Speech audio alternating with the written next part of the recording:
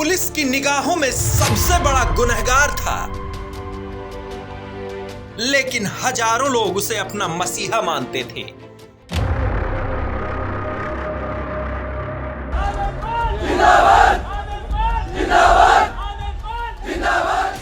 Luxury life का शौकीन, सिर पर स्टाइलिश हैट, लेदर जैकेट, आंखों पर महंगा चश्मा लगाने का शौकीन,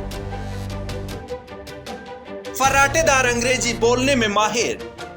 कहते हैं देश में कोई ऐसी जेल नहीं बनी थी जहां की सलाखें उसे रोक सकें। जुर्म की दुनिया में दहशत फैलाने वाला एक खूंखार डॉन आनंदपाल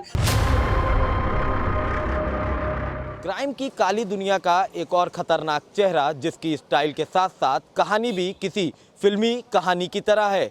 किताबों का शौकीन आनंदपाल, जिसका 24 जून 2017 की रात स्पेशल ऑपरेशन चलाकर एनकाउंटर कर दिया गया। राजस्थान के बेहद छोटे गांव से निकला आनंदपाल कैसे जुर्म और अपराध की दुनिया का मोस्ट वांटेड बन गया, कैसे उसे मारने के लिए शहर की गलियां सुरक्षा बलों से पट गईं, और उसकी मौत के बाद राजस्थान में एक ऐसा बवाल खड़ा हुआ जिससे सरकार भी सवालों के कटघरे में खड़ी हो गई।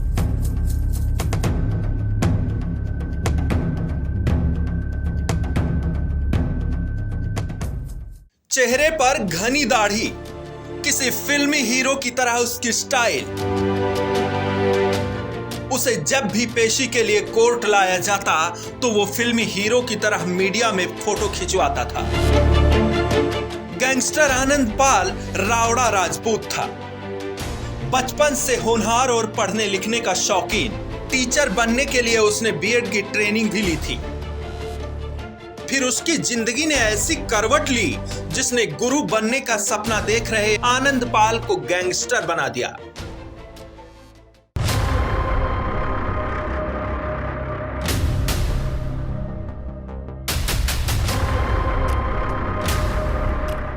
बताया जाता है कि आनंदपाल शर्मा लोगों को किडनैप करने के बाद एक छोटे से पिंजरे में बंद कर देता था और उन्हें तरह तरह की यातनाएं देता था। 2017 में उसके एनकाउंटर पर राजस्थान में जमकर बवाल हुआ था।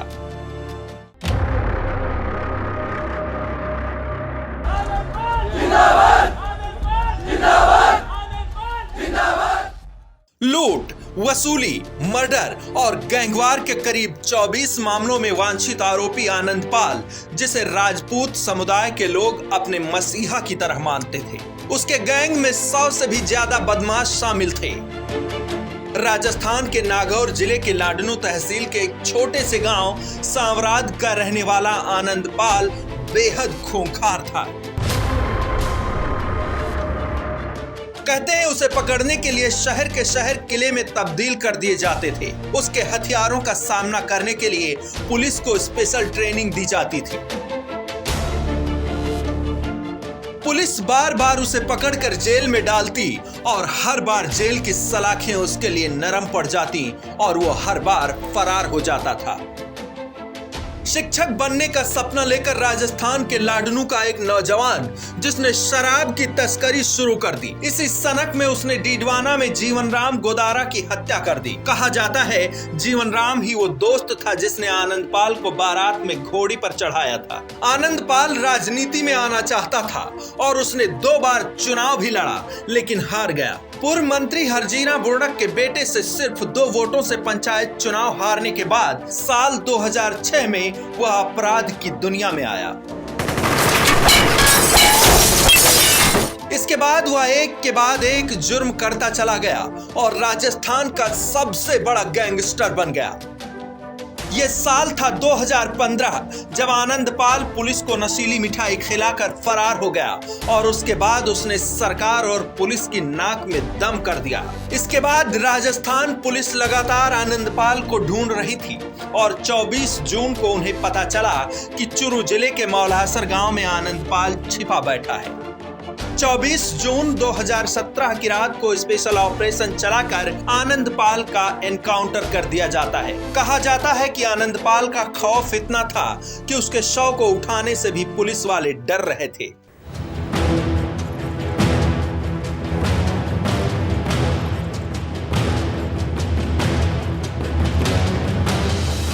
वो एक ऐसा खूंखार गैंगस्टर बन चुका था जिसके खिलाफ पुलिस और सरकार दोनों खड़ी थी। मतलब साफ था, 2017 का वो दौर जब आतंक के सबसे बड़े किरदार के अंत की पटकथा लिखी जा चुकी थी। 8 मामलों में उसे भगोड़ा घोषित किया गया था।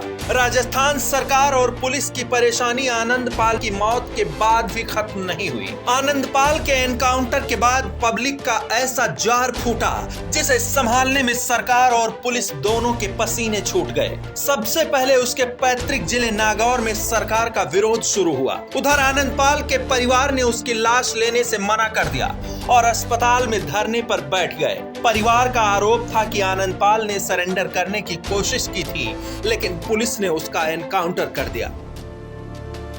कुछ लोग बताते हैं आनंदपाल का आतंक राज्य में इतना हो चला था कि उसकी निगाहें अपराध की गलियों से असेंबली तक पहुंच गई थी। इसलिए आनंदपाल सियासतदानों की आंखों में भी खटकने लगा था। एनकाउंटर में मारे गए आनंदपाल की चिता में आग लगने से पहले राज्य में सरकार और पुलिस के विरोध की चिंगारी जल उठी। आनंदपाल का शव लगातार 3 हफ्तों तक डीप फ्रीजर में रखा गया। सरकार के नुमाइंदों ने परिवार और राजपूत समाज के लोगों को समझाने की नाकाम कोशिश की, लेकिन ना तो लोग और ना ही परिवार के लोग मानने को तैयार हुए। वे लगातार राज्य सरकार से सीबीआई जांच की मांग करते रहे।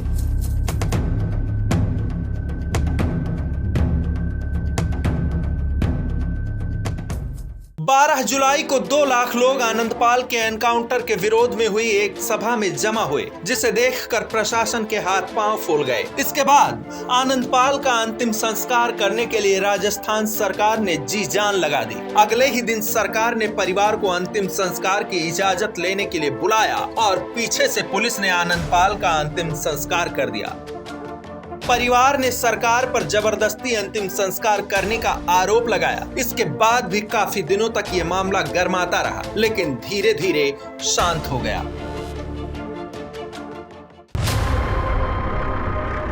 आनंदपाल की मौत के समर्थन में उठी विरोध की चिंगारी भले ही आज शांत हो गई हो, लेकिन सियासी गलियारों में इस मौत की चर्चा अभी तक होती रहती है। साथ ही आतंक के कलम लिखी तमाम जालिम दास्तानें आज भी मरुधरा के लोगों की धड़कनें बढ़ा देती है।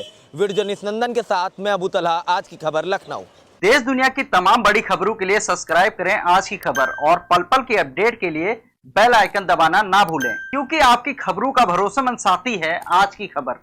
खबर जहां हम वहां।